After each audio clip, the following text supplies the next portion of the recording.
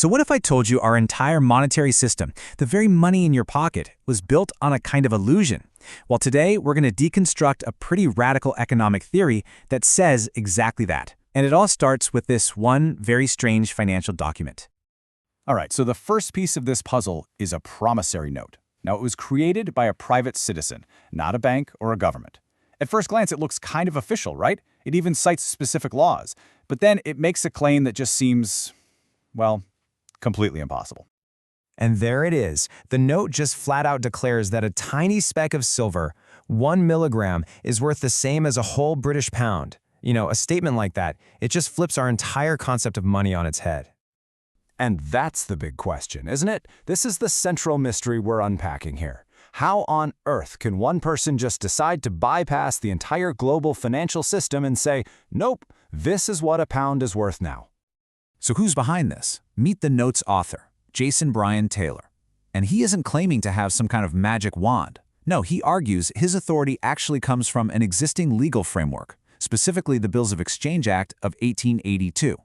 So this note, it's not just a random piece of paper. It's really just the tip of a very, very deep iceberg.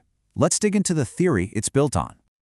Okay, so to really get what this note is all about, we have to first understand the problem it's trying to fix. And according to this whole theory, the problem is the very nature of the money we all use, every single day. This is the system we all live in, right? Fiat currency. Think dollars, euros, yen. They have value simply because a government declares they do. It's not backed by a pile of gold somewhere. And the theory we're exploring today sees a massive, fundamental flaw in this whole setup. So, according to the source material, this fiat illusion is basically a three-step trap. First, money is just created out of thin air. Second, that created money is then used to buy real things, your time, your labor, actual goods. But here's the catch. Eventually, you're left with an infinite supply of money chasing a finite supply of real stuff. And the critical point is, you can't buy something that doesn't exist anymore, no matter how many zeros you have in your bank account. All right, so if the system we've built is this flawed one-way street to, well, nothing, where do we look for a better model? This theory turns away from man-made systems and looks for inspiration in the natural world. And this comparison really illustrates the core idea perfectly. Our fiat system is presented as this one-way street, where resources are just used up and then they're gone. But think about the water cycle. It's a perfect, self-sustaining loop. It doesn't run out, it recycles, it regenerates, it creates more abundance. That's the kind of model this new economy wants to copy. Now, to build up this new model, we've got some new terms to learn. The theory introduces two main ideas, ether and essence. Ether is basically what we think of as currency now, fiat money. It's abundant, it's designed to lose value over time through inflation, it's for spending. Essence, though, is what this theory calls true money. It's scarce, it's finite, and it's designed to hold or even increase its value. It's for saving, for wealth. The whole game is to trade your constantly devaluing ether for stable essence. But what on earth could essence actually be? Okay, I know what you're probably thinking. This all sounds very abstract, right? Ether, essence, sounds interesting, but how does any of this connect to the real world? Well, let's get into it. And there you have it, the big reveal. Essence isn't some complex new cryptocurrency or some abstract financial idea. According to this model, it's just plain old silver. So why silver? Of all the things, why silver? The argument here is that silver is the literal flesh and blood of our modern world. It's not just a pretty metal for jewelry. It is an absolutely indispensable industrial commodity. You need it for AI, for computers, for solar panels.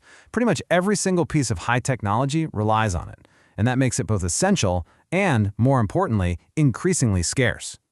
And if you need more proof of just how scarce it's becoming, check out this wild statistic from the source. Nuclear fuel rods are made of 80% silver, and after they're used up, that silver's gone. Not recycled, just removed from the economy for good. This constant consumption by industry is literally pulling silver out of the system, which makes it, as the author calls it, a naturally deflationary asset. So this brings us completely full circle. Let's connect this whole theory, the illusions of fiat, the cycles in nature, the unique properties of silver, all the way back to that peculiar little note we saw at the very beginning. See, that promissory note is where the rubber meets the road. It's the practical application of this whole theory. The maker, Jason Bryan Taylor, is claiming the authority to define its value based on something real and scarce, silver. He grounds it in existing law, and he even sets the terms for its acceptance, basically saying that if you don't respond and reject it within 30 days, you've tacitly agreed to its terms. So what you're really looking at isn't just a protest piece. It's designed to be a functional financial tool that can actually operate inside this new economic framework, letting someone transact in essence instead of just ether. And this is where it all gets really futuristic. The theory proposes testing this entire economic model in a virtual world, an economic sandbox, if you will.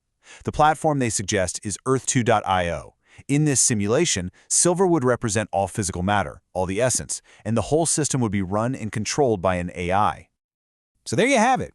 From a critique of the money in your bank account all the way to an AI-run virtual world, it leaves us with one massive thought-provoking question. Could a simulation, a virtual world, actually be the blueprint for a real-world economic revolution? Something to think about.